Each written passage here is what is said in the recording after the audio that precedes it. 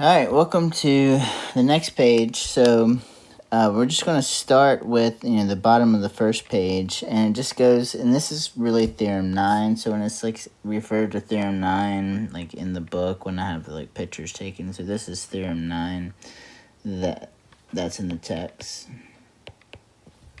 And it's if theta is the angle between A and B, so that 0 is less than or equal to theta is less than or equal to pi, then.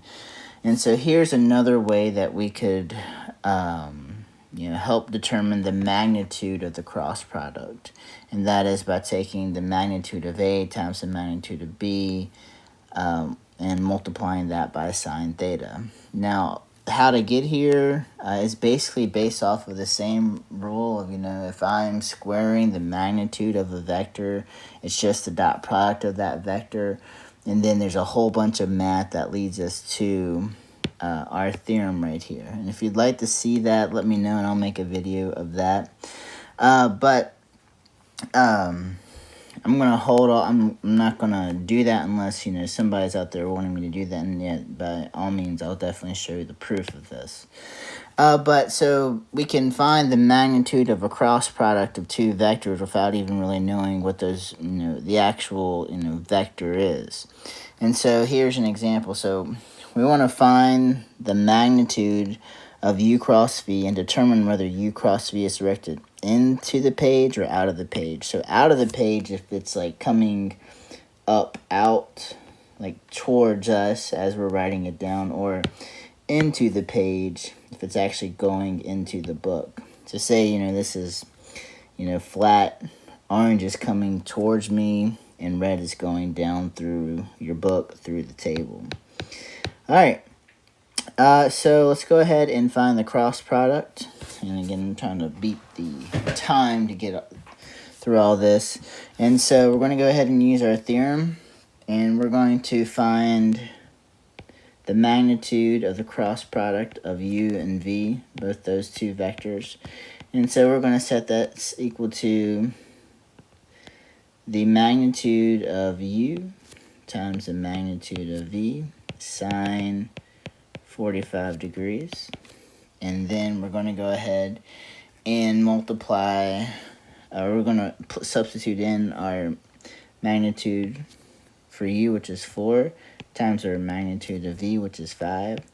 So I'm going to go ahead and do sine of 45. Sine of 45 is the square root of 2 over 2. And so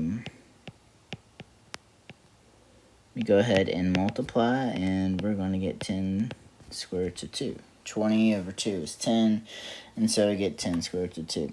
And so that's the magnitude of the cross product of u and v. And then what we're going to do is we're going to determine is this directed into the page or out of the page. Now, something that is very important is we want to see if it goes in or out. When we are doing the right-hand rule, it has to come from the same initial point.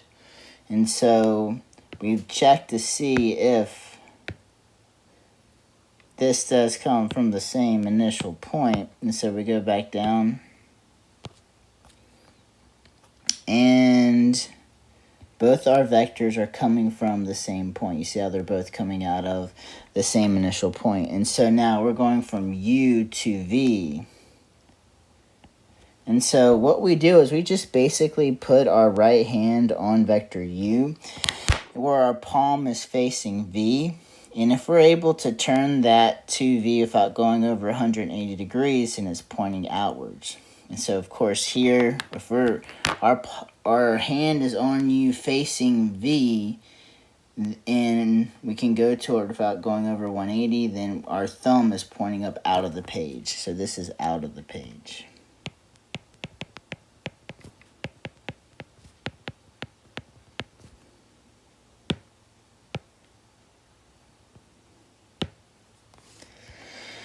All right, the next one. So here's another way to tell if two vectors are parallel. If we do the cross product of two vectors and it's equal to 0, then we know that the two non-zero vectors are going to be parallel.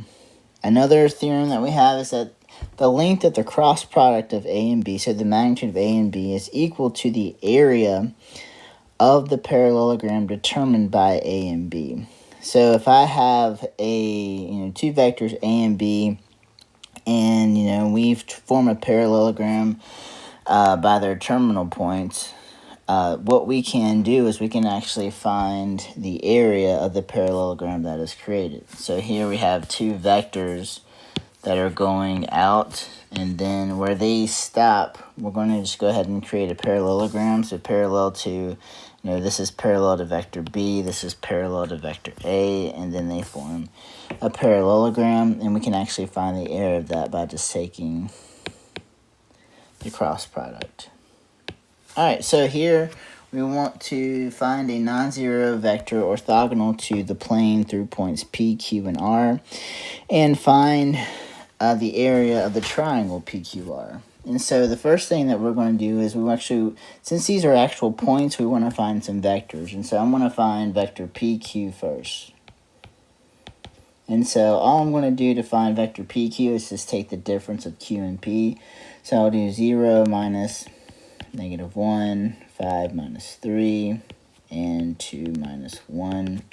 And that's going to get me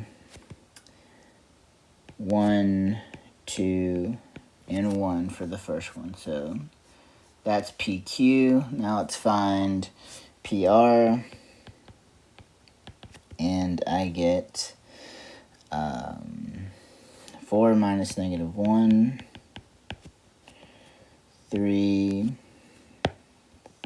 minus 3, and -1 minus 1.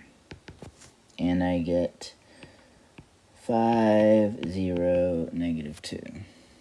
And now what I want to do is I want to find a non-zero vector that's orthogonal. To do that, I find the cross product of PQ and PR. So PQ cross PR. And this is going to find an orthogonal vector. And so this takes care of A.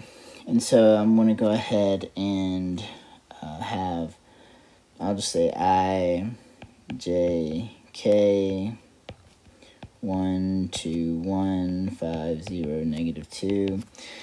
And that's going to be, I'm going to go ahead and just show the multiplication. So for I, it's 2 times -2 minus 1 times 0.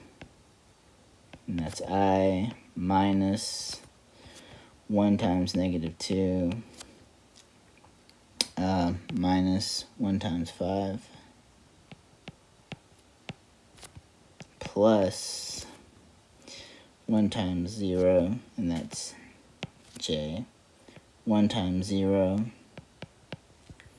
minus 2 times 5 K. And so this will give me the orthogonal vector.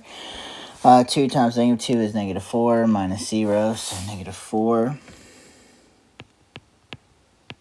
I 1 times -2 is -2 minus 5 is -7. Have a negative in front, so +7. So plus 7J. 1 times 0 is 0. 2 times 5 is 10 minus 10s. Okay. And so there is my orthogonal vector. And now what I want to do is find the area of the triangle. So to find the area of the triangle, alright, I'm going to go ahead and find the length or magnitude of PQ cross PR. And so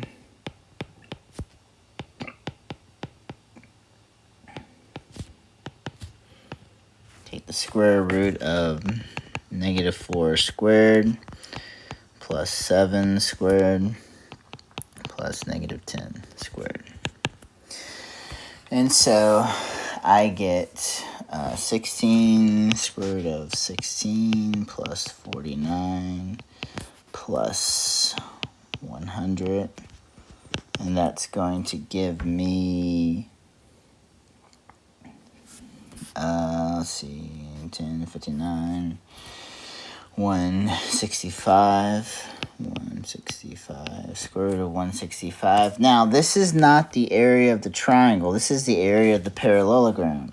And so if I want to find the area of a triangle, what I'm going to do is, because this is a parallelogram, all we need to do is divide this by 2. And that is the area of the parallelogram. All right.